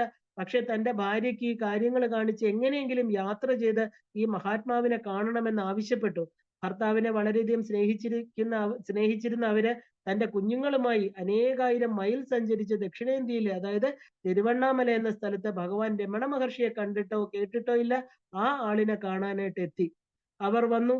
ഭഗവാൻ ഗിരിവല പ്രദക്ഷിണത്തിന് പോയിരിക്കുകയായിരുന്നു. അവർ തന്റെ കുഞ്ഞുങ്ങളെ ചേർത്ത് പിടിച്ച് ആകാംക്ഷയോടെ ആ മഹാത്മാവിനെ കാത്തിരുന്നു. കുട്ടികൾ അവരുടെ നിഷ്കളങ്ക മനസ്സുകൊണ്ട് വിചാരിച്ചു, ഈ ഇവിടത്തെ മഹാത്മാവ് വിചാരിച്ചാൽ അങ്ങ് അച്ഛനെ ജയിലിൽ നിന്ന് മോചിപ്പിക്കാൻ സാധിച്ചേക്കുമെന്ന് കരുതി ആ ഒരു ഉത്കടമായിട്ട് കണ്ണുനീരോടെ പ്രാർത്ഥിച്ചുകൊണ്ട് നിൽക്കുകയായിരുന്നു. രമണ ഭഗവാനോട് അവര് പ്രാർത്ഥിച്ചു, ഇല്ലേ? രമണ ഭഗവാൻ ഗിരിപ്രദക്ഷിണം കഴിഞ്ഞ് തിരിച്ചു വന്നു, ദർശനത്തിനിരുന്നു. ആദ്യം ആ കുഞ്ഞുങ്ങളുടെ നേരെ നോക്കി ആർദ്രമായി പറഞ്ഞു, വിഷമിക്കേണ്ട കുട്ടികളെ, അച്ഛൻ എത്രയും പെട്ടെന്ന് ജയിൽ മോചിതനായിട്ട് വരും. അമ്മയും കുഞ്ഞുങ്ങളും അത്ഭുതത്തോടുകൂടി, എന്താ പറയാ, സ്തബ്ധരായിട്ട്, ആരെന്നോ എവിടെ നിന്നും വന്നു എന്ന് പോലും അറിയില്ല, പരിചയപ്പെട്ടിട്ടില്ല. പക്ഷെ മനസ്സിലാക്കി ഉള്ളിൽ ആ വിങ്ങി പൊട്ടി പ്രാർത്ഥിച്ച പ്രാർത്ഥന ഭഗവാൻ കേട്ടു എന്നുള്ളതാണ് അതിന്റെ ഏറ്റവും വലിയ, എന്താ പറയാ, സവിശേഷത. അതറിഞ്ഞു എന്ന് പറയുമ്പോൾ ഭാരതത്തിലെ ആ മഹാത്മാക്കളുടെ സംവേദനക്ഷമത എത്രത്തോളം ഉണ്ടെന്ന് നമ്മൾ മനസ്സിലാക്കേണ്ടിയിരിക്കുന്നു. അപ്പൊ അത് പ്രപഞ്ചത്തോളം വലുതാണ്. കാരണം ഈ മഹാപ്രപഞ്ചത്തിലെ ഏതെങ്കിലും ഒരു മൂലയിൽ ഇരുന്നുകൊണ്ട് ഏതെങ്കിലും ഒരു മനുഷ്യൻ നിർമ്മലമായിട്ട് ഉള്ളുരുകി വിളിച്ചാൽ, ഏത് ഭാഷയിലോ മതത്തിലോ ഉള്ള ആളാകട്ടെ, ആ ഒരു നിഷ്കളങ്ക ആ ഒരു ആത്മാർത്ഥമായിട്ടുള്ള പ്രാർത്ഥനയാണെങ്കിൽ ഈശ്വര ശക്തി അത് കേൾക്കും, ഉറപ്പാണ്. അതിനനുസരിച്ചുള്ള അനുഗ്രഹവും ലഭിക്കും. അവിടെയാണ് സംവേദനക്ഷമതയുടെ പല തലങ്ങളോ നമ്മൾ പറയുന്നത്. ആകാശം പോലെ വ്യാപിച്ചു നിൽക്കുന്നതാണ് ഈ മഹാത്മാക്കളെല്ലാം. അവരെല്ലാം ശിവസ്വരൂപികൾ തന്നെയാണ്. നമ്മുടെ ഗുരു ശിവസ്വരൂപനാണ്. ഈശ്വരന്റെ സംവേദന ശക്തി മഹാത്മാക്കൾക്കുണ്ട്. ആ ശക്തി സൂക്ഷ്മമായിട്ട് കേൾക്കും, ഉത്തരം കൊടുക്കുകയും ചെയ്യും. അപ്പൊ നമ്മുടെ വാക്കുകള് ആ ഒരു പൊയ്യാണ്, അല്ലെങ്കിൽ അസത്യമാണ്. ചില മഹാത്മാക്കളുടെ ആകട്ടെ സത്യവാക്കാണ്, ഈശ്വരന് തുല്യമാണ്. തമിഴ്നാട്ടില് പറയും, സിദ്ധൻ പോക്ക് ശിവൻ പോക്കെന്ന്. കാരണം സിദ്ധൻ ശിവന് തുല്യമാണ്. ശിവൻ എന്നാൽ എന്താ? അതിൽ ശക്തിയും ഒരുപോലെ സമ്മേളിച്ചിരിക്കുന്നു എന്നർത്ഥം. ഏറ്റവും വലിയ മന്ത്രം എന്താ? ശിവ ശിവ ശിവ. ഇതാണ് ആ ഒരു കാഞ്ചി ചന്ദ്രശേഖര സരസ്വതി പെരിയവര് പറയും. കാരണം ഏറ്റവും വലിയ മന്ത്രം ശിവ എന്നുള്ളത് തന്നെയാണ്. കാരണം ശിവൻ എന്നാല് ശിവനും, ശിവ എന്നാല് പരാശക്തി. അപ്പോ ശിവശക്തി ഐക്യ സ്വരൂപമായിരിക്കുന്ന സാക്ഷാൽ ശ്രീ ചക്ര സ്വരൂപം തന്നെയാണ് ശിവ എന്നുള്ള മന്ത്രം. ആദ്യത്തെ ശിവശക്തിയാ യുക്തോ എന്ന് ആ ഒരു ഒറ്റ ശ്ലോകം കൊണ്ട് തന്നെ ശ്രീചക്ര രചന ഉണ്ടായി കഴിഞ്ഞു, ഇല്ലേ? ഈ ആദ്യത്തെ ശ്ലോകം തന്നെ നിഗൂഢ മന്ത്രശാസ്ത്രബദ്ധമാണ്. ശിവന്റെ ചക്രങ്ങളും ശക്തിയുടെ ചക്രങ്ങളും ചേർന്നിട്ടാണ് ശ്രീചക്രം ഉണ്ടായിരിക്കുന്നത്. ഈ പ്രപഞ്ചം, അവിടുത്തെ ഓരോ അണുവും ശിവനും ശക്തിയും ചേർന്നാണ് ഇരിക്കുന്നത്. പ്രപഞ്ചം ശ്രീചക്ര സ്വരൂപമാണ്. അതുകൊണ്ടാണ് ശ്രീചക്രം ശിവയോർ വപുഹു എന്ന് പറയുന്നത്. ഇതാണ് അതിന്റെ പ്രമാണം, അല്ലെ? The body of Shiva and Shakti, അതായത് ശിവശക്തികളുടെ ശരീരമാണ് ശ്രീചക്രം. അപ്പൊ ശ്രീചക്രം പ്രപഞ്ചമാണ്. നമ്മുടെ ശരീരം എന്താണ്? പിണ്ടാണ്ടമാണ്, അതും ശ്രീചക്രമാണ്. അപ്പൊ സർവം ശിവശക്തിമയം ജഗത്, സർവം ശിവമയം ജഗത്, ഇതൊക്കെ പറയുന്നത് ഒന്ന് തന്നെയാണ്. 1000 തലയുള്ള ആദിശേഷന് പോലും ഇത് വർണ്ണിക്കാൻ സാധ്യമല്ല. ഈ ആദ്യത്തെ ഒറ്റ ശ്ലോകം കൊണ്ട് തന്നെ പൂർണ്ണമായിരിക്കുന്ന ആ ശിവശക്തി പ്രാധാന്യം നമ്മുടെ ശരീരത്തിലിരിക്കുന്ന നമ്മുടെ ജഗത് മാതാപിതാക്കളെ നമുക്ക് മനസ്സിലാക്കിക്കൊണ്ടാണ് ശങ്കരാചാര്യ സ്വാമികള് ആ മനോഹരമായിരിക്കുന്ന ആദ്യത്തെ ശ്ലോകം തന്നെ ആരംഭിച്ചിരിക്കുന്നത്. ഇത് മനസ്സിലായി കഴിഞ്ഞാൽ നമുക്ക് പൂർണ്ണമായിരിക്കുന്ന നമ്മുടെ നമ്മുടെ മാതാപിതാക്കളായിരിക്കും, നമ്മുടെ ആത്മാവിന്റെ അച്ഛനമ്മമാരായിരിക്കുന്ന ശിവശക്തികളുടെ അനുഗ്രഹം പൂർണ്ണമായി ഉണ്ടാകും. അത് നമുക്ക് ബാക്കി ശ്ലോകങ്ങളെ മനസ്സിലാക്കാൻ സഹായിക്കും.